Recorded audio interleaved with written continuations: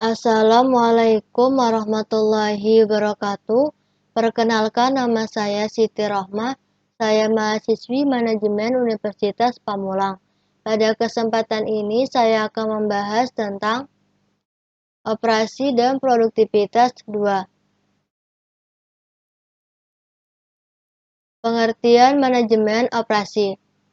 Manajemen operasi atau operating management adalah suatu serangkaian aktivitas yang menghasilkan nilai dalam bentuk barang dan jasa dengan mengubah input menjadi output, serta kegiatan yang menghasilkan barang dan jasa berlangsung di semua organisasi. Menurut Hager and Manson, tahun 2017-42, manajemen operasi adalah segala kegiatan untuk menghasilkan barang dan jasa yang bernilai dengan berubah masukan input menjadi hasil output.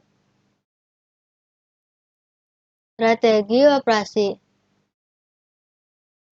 Strategi operasi merupakan turunan dari strategi perusahaan yang menjabarkan strategi secara keseluruhan dari visi dan misi perusahaan. Menurut Hayes dan Werwood tahun 1984 mendefinisikan strategi operasi sebagai suatu pola yang konsisten dalam keputusan operasi.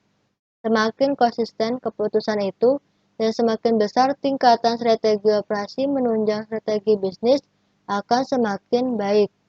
Mereka menegaskan cara keputusan utama dalam operasi dibuat dan dipadukan satu dengan yang lain. Proses perumusan strategi operasi. Menurut Halson dan Nidi tahun 1982, untuk memahami proses perumusan strategi dapat diklasifikasikan dalam 5 kategori. 1. Pernyataan misi dan tujuan. 2. Analisis dan scanning lingkungan. 3. Profil internal dan audit sumber daya. 4. Perumusan evaluasi dan pemilihan strategi. Terakhir, implementasi dan pengendalian rencana strategis. Komponen strategi koperasi. Inti dari strategi operasi menurut Sutherland tahun 1991 terdiri atas 4 elemen, yaitu misi, kemampuan khusus, tujuan, dan kebijakan. Pertama, misi. Satu, tujuan operasi yang menyangkut biaya, kualitas, fleksibilitas, tepat waktu, pengiriman cepat, pelayanan, dan sebagainya. 2. Kemampuan khusus. Menciptakan operasi yang unggul secara relatif dari para kompetitor yang terkait dengan misi operasi. 3. Tujuan. Suatu tujuan yang harus ditetapkan dalam bentuk kuantitatif agar dapat terukur besarnya pencapaian yang akan diraih. Terakhir, kebijakan.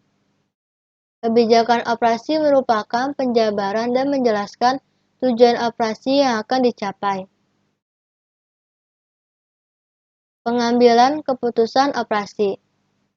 Pembuatan keputusan merupakan elemen penting dalam manajemen operasi, karena semua manajer produksi atau operasi harus membuat keputusan yang efektif dan efisien terhadap pelaksanaan operasi. Adapun proses pembuatan keputusan yaitu perumusan masalah, pengembangan alternatif-alternatif, evaluasi alternatif-alternatif, pemilihan alternatif terbaik, implementasi keputusan, dan terakhir evaluasi hasil-hasil. Sasaran keputusan operasi. Ada 4 sasaran dalam pembuatan keputusan operasi, yaitu 1. Biaya. Merupakan semua biaya untuk suatu keputusan yang perlu dievaluasi serta dipertimbangkan agar tercapai efisiensi, memasukkan semua biaya relevan. 2. Kualitas. Merupakan suatu yang berkaitan dengan kualitas barang dan jasa yang mempengaruhi seperti desain produk, proses, tenaga kerja, dan pengawasan mutu. 3. Keandalan.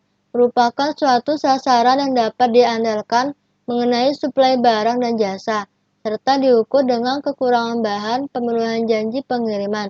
Hal ini dipengaruhi mulai dari keputusan desain proses, handling, sampai persediaan. 4. Fleksibilitas merupakan untuk menyesuaikan diri terhadap perubahan-perubahan yang mungkin terjadi di masa mendatang. Kerangka keputusan operasi. Untuk mengkategorikan dan merumuskan keputusan dalam berbagai operasi, ada 5 tanggung jawab utamanya, yaitu 1. Proses. Suatu keputusan untuk merancang proses produksi yang mencangkup dalam seleksi tertentu. 2. Kapasitas. Suatu keputusan pada penyediaan volume output yang optimal bagi organisasi. 3. Persediaan. Suatu keputusan yang berkenaan dengan kapan harus memesan dan berapa banyak setiap kali pesan. 4. Tenaga kerja. Suatu keputusan berkaitan dengan perancang dan pengelolaan tenaga kerja dalam kegiatan produksi atau operasi. Terakhir, kualitas. Keputusan yang berhubungan dengan kualitas barang atau jasa yang dihasilkan. Selanjutnya, pengertian produktivitas merupakan suatu ukuran yang digunakan untuk mengukur kinerja dari manajemen operasi, serta kemajuan dari perubahan dalam proses transformasi sumber daya input menjadi barang dan jasa output.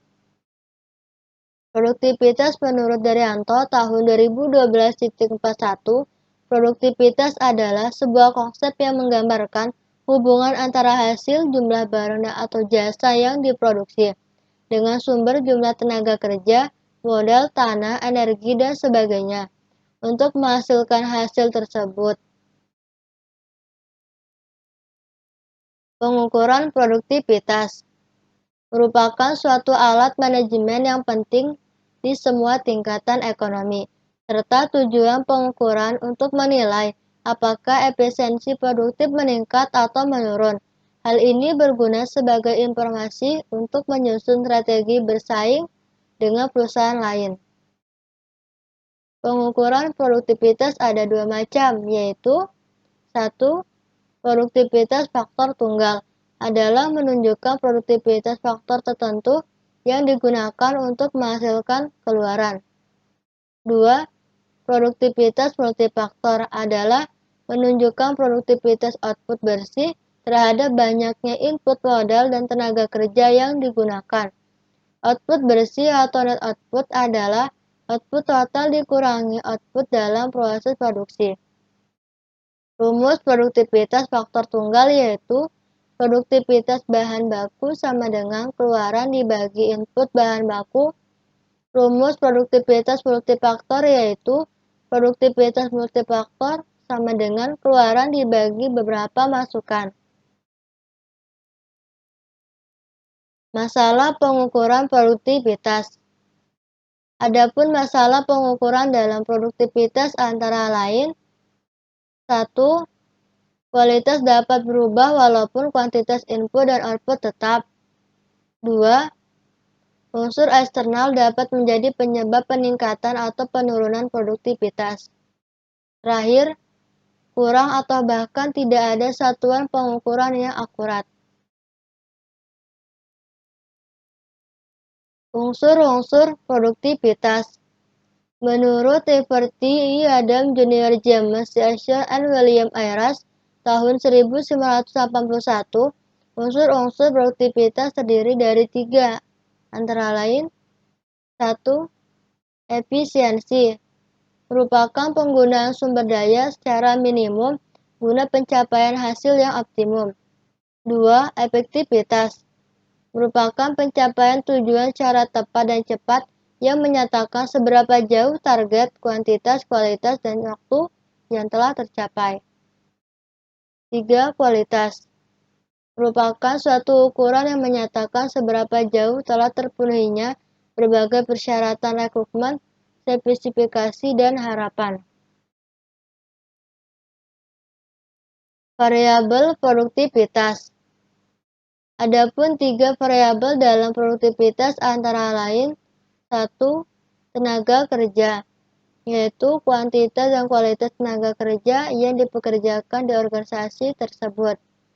2. Modal, yaitu digunakan oleh organisasi atau perusahaan untuk membiayai kegiatan operasionalnya yang mana sangat dipengaruhi oleh inflasi dan pajak yang berlaku. Terakhir, manajemen, yaitu suatu yang bertanggung jawab untuk memastikan pengelolaan semua sumber daya yang digunakan perusahaan secara efektif dan efisien. Peningkatan produktivitas tenaga kerja. Adapun 3 peningkatan dalam produktivitas tenaga kerja antara lain: 1. Pendidikan dasar yang sesuai bagi tenaga kerja yang efektif. 2. Pengetatan angkat tenaga kerja. Terakhir, biaya sosial, sarana dan prasarana yang memadai. Produktivitas dan sektor jasa.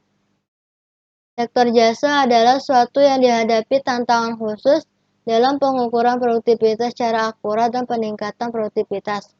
Serta produktivitas sektor jasa sulit berkembang karena sifat pekerjaan di sektor jasa memiliki ciri-ciri, antara lain: 1.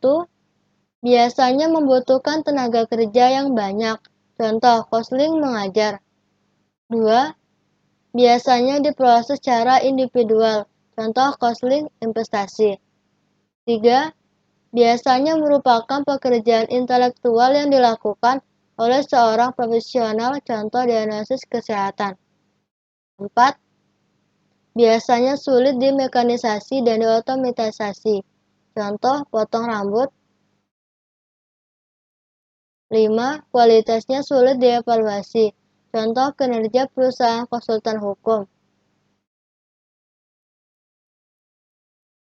Contoh yang pertama, PT Nusantara mempunyai data dalam satuan juta rupiah tentang output yang dihasilkan selama tahun 2015 sebagai berikut.